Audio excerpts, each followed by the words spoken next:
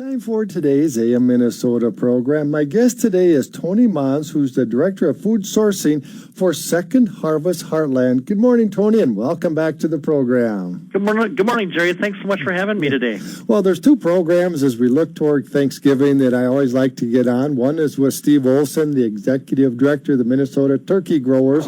Some people think Thanksgiving is coming up. I call it Turkey Day.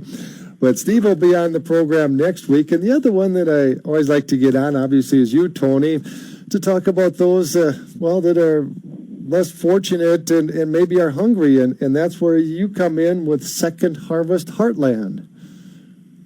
Yeah, Jerry, that's right. It's an important time for everybody during the holidays, and food is a central part of it, especially Thanksgiving and Christmas. And so it's not always a happy time for families that are struggling. And so we're just thrilled to be able to help support our neighbors in need during the time to make the holidays just a little bit brighter for them. And those that struggle with hunger, I think it's worse during the holidays too, because so many of us we're joyous and happy in family gatherings and parties, and boy, if you're hungry, it makes it even worse at the holiday time of the year.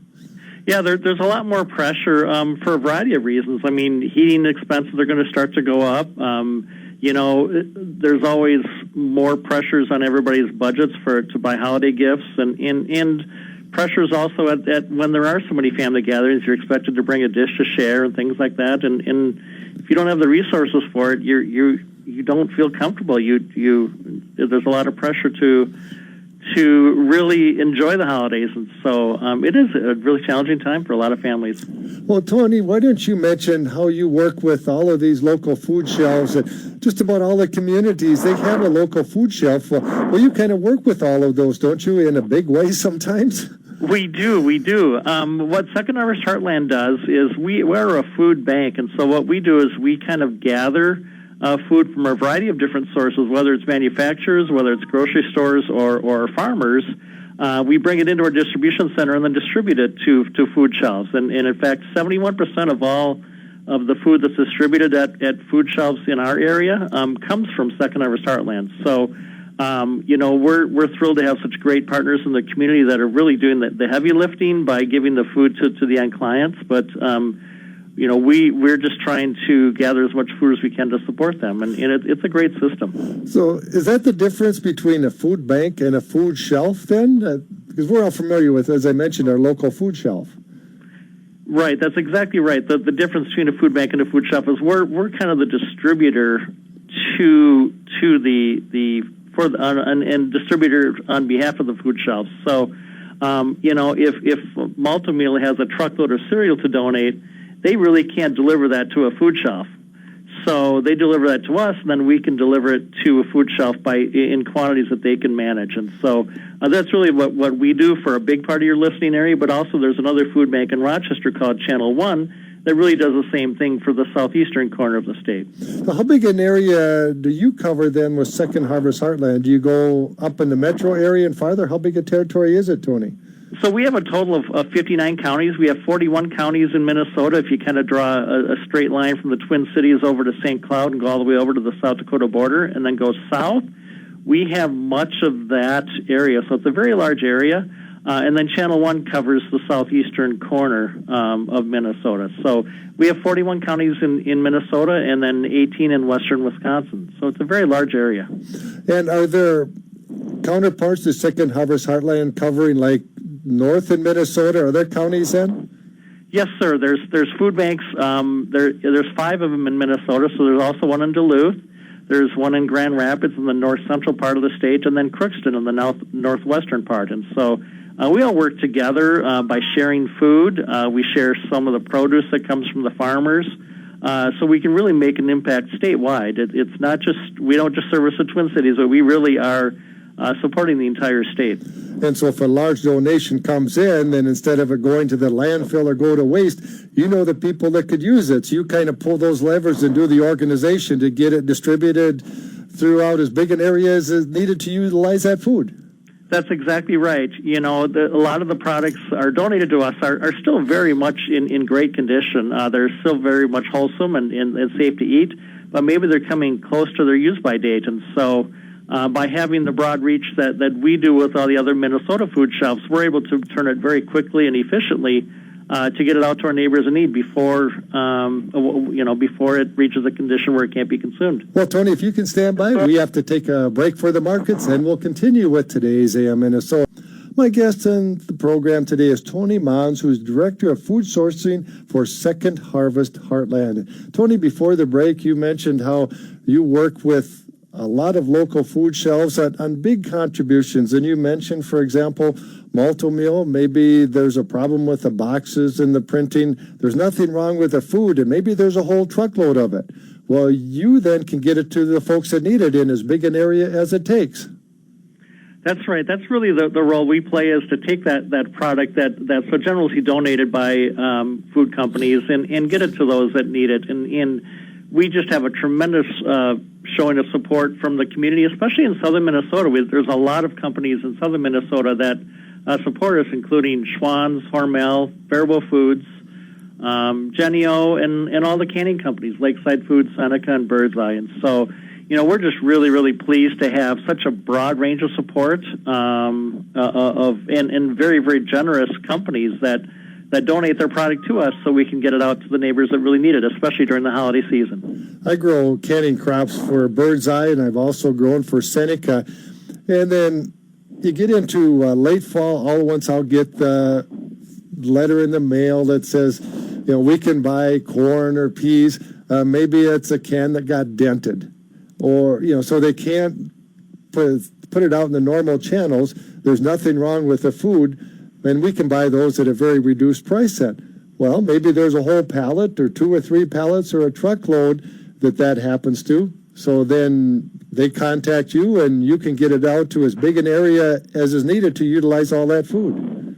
That's exactly the scenario that we enjoy. It is that scenario right there, and we actually even employ volunteers to help us with that. So if you've bought any of those cases of vegetables, sometimes they're in an unlabeled can, and so what we do is we bring it into our distribution center, and we have volunteers that'll come and put labels on them that state what it is and what the ingredients are. And so not only do we rely a lot on food companies to donate the product to us, but we also use volunteers to put it into a format that we can then distribute to through our food shops and to a family that needs it. How is the structure set up at Second Harvest Heartland? Do you have like a board of directors, probably volunteers, I'm guessing, that kind of directed it? And where do you get the funds? Because I assume that Tony likes to eat and his kids like to eat. And so you have some overhead costs too, don't you? Sure, that's exactly right. We have a very robust board of directors. We've got some great partners on there. We have executives from Super Value, from Cargill, from TCF Bank. We've got Dr. Brian Boerd, who is the Dean of the University of Minnesota College of Food and Agricultural and Natural Resource Sciences, Malto Meal. So we're just a great network of really, really smart people that help guide us down our journey. So we're really, really thrilled with who we have on our board of directors. And they really help us too with financial support. So you're right, they are volunteers, and I am not. We rely primarily on donations from the community to support us. So a large percentage of our funds come from just individual families that sit out at the kitchen table and write a check to us. And what's really nice about that is because we're able to secure so much donated product, for every dollar that's donated to Second Harvest Heartland, we can distribute more than $8 worth of food. So, we really thank those that support us, and we work really hard to make that dollar stretch as far as we can. That's one of the things I always struggle with, Tony, on the personal side is you get letters and you get phone calls, everyone looking for contributions. It seems like a really worthy cause, but then sometimes you find out that over 90% of the dollars that organization X raises goes for salaries and administrative costs. Here you said for every dollar that's donated by ordinary folks, you turn that into $8 worth of food. That's pretty incredible. Yes, it is. We can distribute $8 worth of food, and that's because we use those dollars to, say, for example, with a truckload of canned vegetables, we use that money to have a truck that goes to pick it up, and then in our warehouse we got some operational costs, right, to run forklifts and pallet jacks and things like that, and then we deliver to our agencies, and so that's how we take that dollar and use it just to cover some of those just bare overhead costs to distribute the product. And so, we're really fortunate to be in that kind of a position where we can get such generous support from not only individuals that donate money to us, but then the corporations that help us stretch it and turn it into $8 worth of product that we can distribute. We keep hearing about the economy is supposedly improving, but it's still my sense that there are a lot of folks out there, families that are really struggling. There really are, and the headlines talk about recovery and unemployment is down, but we really see it. There's two economies, and one is what you read about, but there's a second group that's really struggling. In many cases, it's the working poor is what we call them, and so these are families that are working hard to make ends meet, but with minimum wage being low and expenses continue to go up, they just don't have enough to make ends meet. But we also see, the other really concerning part is a large number of seniors that are struggling. So on fixed incomes. They're on fixed incomes. It was just announced a couple of weeks ago that Social Security rates were going to be frozen again because it's tied to inflation. And so now as a senior citizen, your income is not going to go up, but yet we all know how expenses are going up. So, and those are the ones that really personally affect me anyway, and it's difficult to hear because these are people that have worked hard their whole lives and saved money, and it's really hit to their pride to go to a food shelf to ask for help. That's the people that I think if they're working hard, trying to do the best they can, and maybe they've had some big medical bills or some unexpected expenses, but they're trying to do your part. As a civilized society, I see that as kind of our responsibility to help those that are trying to help themselves. You're exactly right. Many of us are just a major medical expense or a car repair away from needing help, and so it is important that we reach out to those neighbors to help in those times of needs. And we also find too that people aren't excited about going to a food shelf. They want to be as independent as they can, and many times they just go to the food shelf just for a temporary period of time, just to kind of bridge a gap until they can get themselves into a better position. So by supporting food shelves and food banks, you're helping those people just to kind of get through a difficult time in their lives.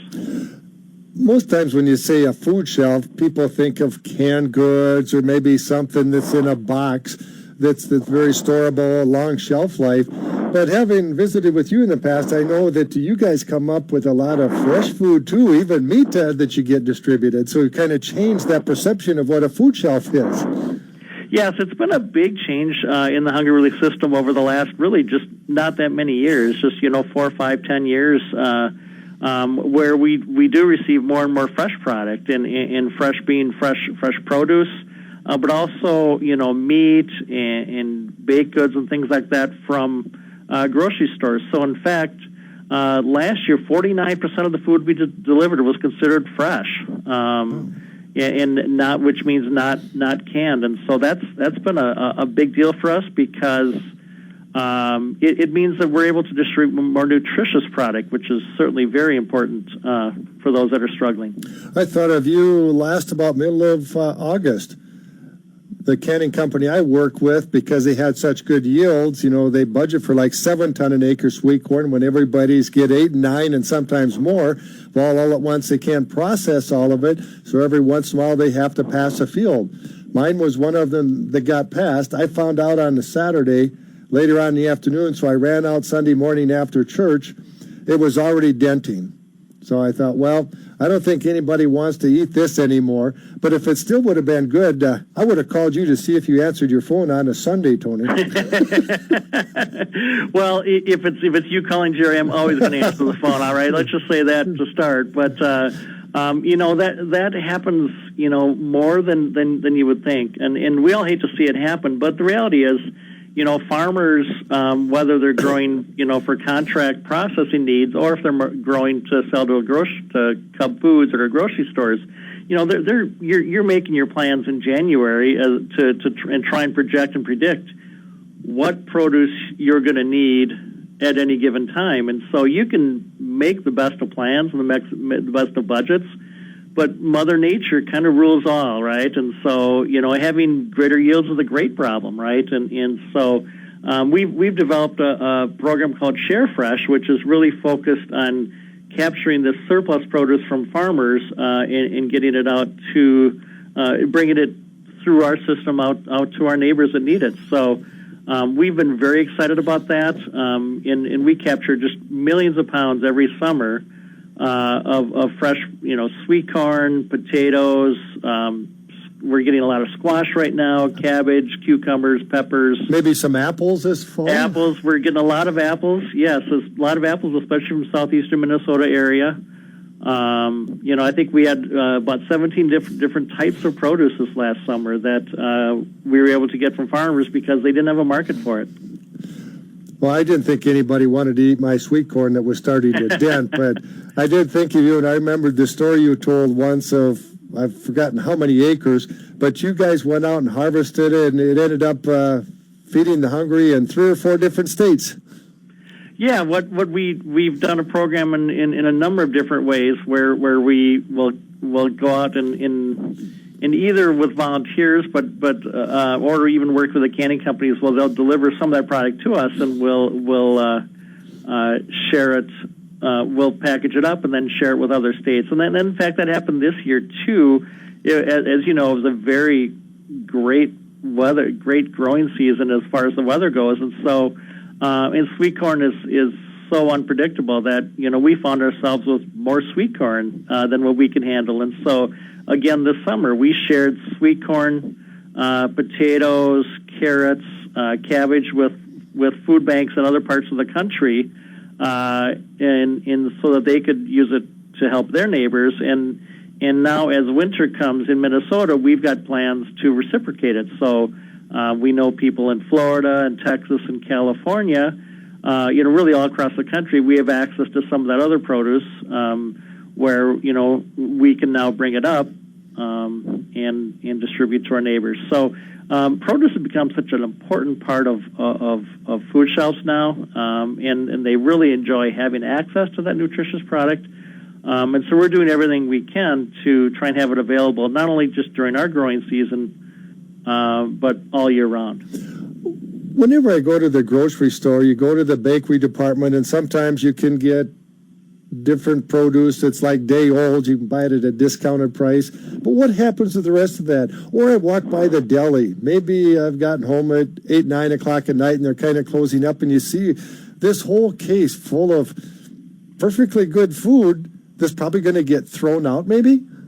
Sure, and historically it did used to get thrown away, but we've developed over the course of the years, we and other food banks across the country, a program we call the Food Rescue Program, to capture that product and pick it up on a sometimes daily basis even, and bring it into our food shelves. So bring it into our distribution system to get out to our neighbors that need it. And so it really started with Cub Foods originally, but now it's really expanded to include most of the retailers here in the Twin Cities here, but also, in your area, it's in southern Minnesota, it's Walmart, it's Cub Foods, it's Target. We work with Cashwise, and have even been rolled out a couple years ago a program with Quick Trips. So the product we get from grocery stores is extremely valuable. Much of it is produce, but a lot of times it's some of the baked goods, but more importantly the meat items, and those are what's really in the most demand. And so, as you know, a pork chop on the shelf will say sell or freeze by November 17th. And so if it's November 18th, they can't sell that anymore. And so what our retailers will do with this, they'll put that in the freezer, and we'll keep it frozen and distribute it frozen. And it really isn't any different than when you and I bring pork chops home. What's the first thing we do? We put it in the freezer anyway. So that we're just really, really grateful to all those grocery store partners that allow us to pick up that product. And it is because it's highly nutritious and very, very desirable. I remember you mentioning, Tony, that you get a lot of individual contributions too when folks find out the good work that you do. I assume you're like a 501c3 Not that it maybe is the determining factor, but it's always nice if it's a tax deduction too. Sure, we are a absolutely it is, right, and that's something I look for when I make my charitable contributions, right? So we are a 501c3, and so any financial contribution to us is fully tax deductible, and so that's important to us, and that's important to a lot of our food donors too, that they're able to get a tax deduction for some of what they donate as well. Yeah, so that's a way maybe of recovering some of their expenses too. If they have a pallet of this, well, then they could deduct it from their taxes as a charitable contribution too. So it's kind of like a win for everyone, especially the hungry. That's right. It is a win-win, and that's what we enjoy about it. So not only is it a tax deduction, for them, and that's important to them, but their employees feel really good about it too. Nobody likes to be the person that's working there and taking food that you would eat it at your kitchen table and to have to throw it away. So we've seen time and time again as we've implemented new programs at grocery stores, they've said, "Oh my gosh, it's about time. Thank you. I feel so much better about donating this product rather than putting it in the dumpster." Rather than putting it in the dumpster. That's exactly right. So it is a win for everybody. During this time of year, we talked about it earlier, that it's really difficult for those that are struggling right now. And I can safely say that I know what it's like to be hungry. Not because I couldn't afford to go and buy food. It's just because I didn't want to stop. Maybe I was out in the field. But that's a big difference between being hungry and you just want to keep going to get as much done as possible over being hungry and not having any money to buy food. That's an entirely different situation. It is an entirely different situation, and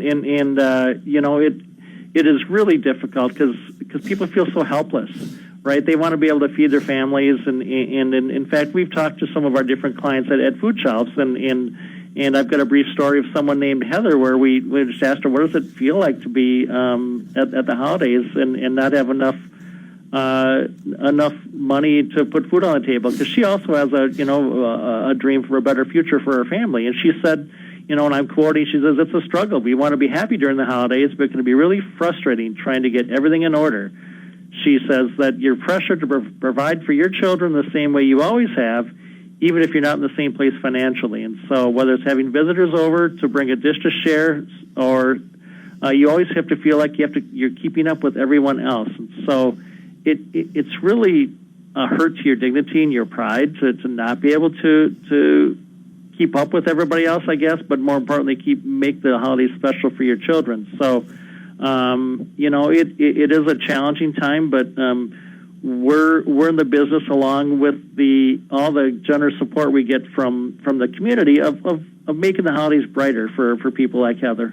It's one thing to be hungry yourself, but it's probably 10 times worse to know that your children are hungry and you can't do anything about it. That would be an absolutely horrible feeling, wouldn't it? It would be an absolute horrible feeling, and we hear stories all the time about people that said, "Well, I didn't eat today, but I made sure my kids were fed." And so there's people are making some really difficult choices in making sure that their kids are eating and they're passing themselves. So we again are trying to encourage people like that to go to food shelves and to ask for the help, and as much as it's difficult to do, because nobody wants to see that. So what can we do, Tony? For example, on Thursday, the Faribault Chamber of Commerce Agribusiness Committee is hosting their annual Thanksgiving luncheon. And we always say, bring a donation for the food shelf. Mm-hmm. So that's one small way that you can go out and buy a few cans of soup or maybe something, a hand with a box on it, a box with a hand on it, something that dried good to donate to the food shelf. That all helps, doesn't it? It all adds up, Jerry. It sure does, and that's a very easy, tangible way to do it. And I applaud the chamber for having that as part of their event. So, so you can do it as part of your event. You can do it at schools. I've got friends that have a holiday party every year, and they're saying, "Don't bring an appetizer, bring a bag of groceries for the food shelf." There's ways you can do that. You can host a food drive. You can. Or you can volunteer. I mean, food shelves are always looking for volunteers. The holidays are busier times, and so they're always looking. You can reach out to your local food shelf and volunteer there. But also, cash donations too are very important, because again, not only can we, but food shelves can make that dollar stretch so much further. We have a lot of community service organizations in all of our communities, so maybe they could organize some things. Sure, yeah. Whether it's the Lions Club or the Kiwanis or Rotary, they can organize things. They can, put out flyers at people's houses and say we're coming by on Saturday to collect food. I mean, there's many ways that organizations can try and help their neighbors in need by doing that. And so, we know that we can't do our work alone, and we need everybody, whether it's funders, donors, volunteers, to support us. And together, we really think we can end hunger. Well, I remember when you and I first met, was it 3 years ago at the Minnesota Farm Bureau annual meeting? They had a lot of booths set up, and there was Tony, and I saw this poster that said Second Harvest Heartland, and that's how you and I met.